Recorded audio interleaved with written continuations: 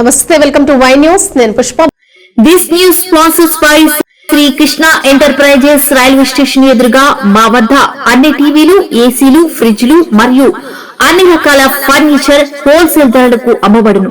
ఈ కృష్ణ ఎంటర్ప్రైజెస్ కు విచ్చేయండి. Railway station ఎదురుగా, main road, Tuni. Proprietor Tamarana Satyanarayana. Kakinada జిల్లా సామర్లకోట కేంద్రంలోని మోడీ సర్కార్ అనుసరిస్తున్న కార్మిక కర్షక వ్యతిరేక విధానాలకు నిరసనగా గురువారం సామర్లకోట సిఐటియు పట్టణ కమిటీ ఆధ్వర్యంలో దేశవ్యాప్త సమ్మెలో భాగంగా సామర్లకోట మెహర్ కాంప్లెక్స్ వద్ద నుండి స్టేషన్ సెంటర్, బళ్ల మార్కెట్ సెంటర్ వరకు భారీ ర్యాలీ ప్రదర్శన నిర్వహించారు. ఈ సందర్భంగా బేవరేజెస్ హమాలీ వర్కర్స్ యూనియన్ రాష్ట్ర అధ్యక్షులు విప్పర్తి కొండలరావు, అంగన్వాడీ వర్కర్ సీనియర్ జిల్లా నాయకులు ఎస్తేరు రాణిలు మాట్లాడుతూ కేంద్ర ప్రభుత్వ కార్మిక, రైతు వ్యతిరేక, కార్పొరేట్ అనుకూల విధానాలను నిరసిస్తూ సమ్మె నిర్వహించడం జరుగుతుందన్నారు. కేంద్రం తీసుకొచ్చిన 4 కొత్త లేబర్ కోడ్లను రద్దు చేయాలని, ప్రభుత్వ రంగ సంస్థల ప్రైవేటీకరణను నిలిపివేయాలని, ఉపాధి హామీ పథకంలో మార్పులను వెనక్కి తీసుకోవాలని, లేకుంటే కార్మికుల ఆగ్రహానికి బీజేపీ ప్రభుత్వం భారీ మూల్యం చెల్లించుకుంటుందని హెచ్చరించారు.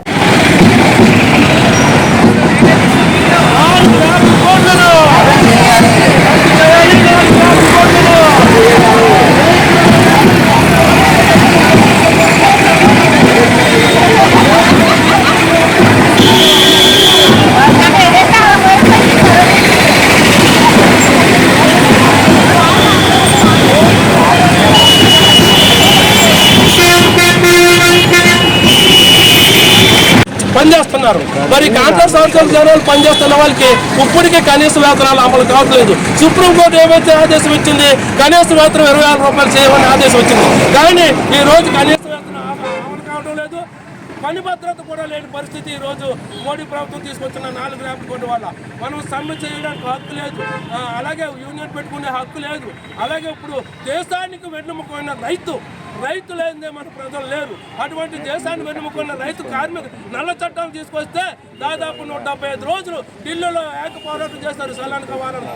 కానీ ఈరోజు చట్టాలను అయితే వెనక్కి తీసుకొచ్చింది, కానీ ఆ యొక్క కార్మిక చట్టాలు, రైతు కార్మిక చట్టాలు మాత్రం విధానాలు రూపొందించడంలో ఇప్పటికీ కూడా మోడీ ప్రభుత్వం వెనకాడుతుంది. కాబట్టి ఈరోజు ప్రజా హక్కుల చేత, ప్రజా ఓట్ల చేత నెగ్గినట్టు మోడీ ప్రభుత్వం ఈరోజు ప్రజాపాలన చేయకుండా కార్పొరేట్ సంస్థలకి, యజమానులకి ఉడుగుం చేస్తున్నారు అనేది ఈ సందర్భంగా మేము తెలియజేస్తున్నాం. అలాగే ఈ రోజు చెప్తున్నాము, ఈ రోజు కార్మికులు ఏదైతే నష్టం కలిగితే తీసుకొచ్చిన లేబర్ కోడ్స్ ఉన్నాయో ఆ లేబర్ కోడ్ తీసుకోవాలా.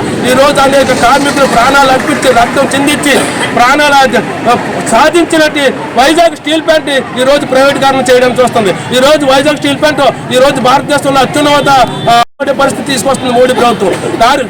స్టీల్ ప్లాంట్ వల్ల అనేక ఉత్పత్తులు జరుగుతున్నాయి, లాభాలు పొందుతున్నాయి. కానీ అటువంటి స్టీల్ ప్లాంట్ని ఒప్పుకొనులు కేటాయించకుండా ఈ రోజు ప్రభుత్వం దాన్ని మూసేయడానికి ప్రయత్నం చేస్తుంది. అలాగే వైజాగ్ స్టీల్ ప్లాంట్ ప్రైవేట్గా తక్షణం ఆపాలని, అలాగే లేబర్ కోడ్స్ తీసుకొచ్చి కార్మికుల నష్టం వచ్చే విధానం తక్షణం వెనక్కి తీసుకోవాలని, కనీస అమలు చేయాలని, ముఠా కార్మికులకు, అలాగే జట్టు ముఠా కళాశీ కార్మికులకు వెల్ఫేర్ బోర్డు అమలు చేయాలని, అన్నిటినీ అమలు చేసే వరకు ఈ పోరాటం కొరకు రద్దు చేసే వరకు పోరాడుతుంది. అందుకే ఈ రోజు చేసిన సమ్మెను, దేశవ్యాప్త సమ్మెను ఈ సందర్భంగా తెలియజేస్తూ బేవరేజ్ అమలు రాష్ట్ర అధ్యక్షులు వి కొండలరావు.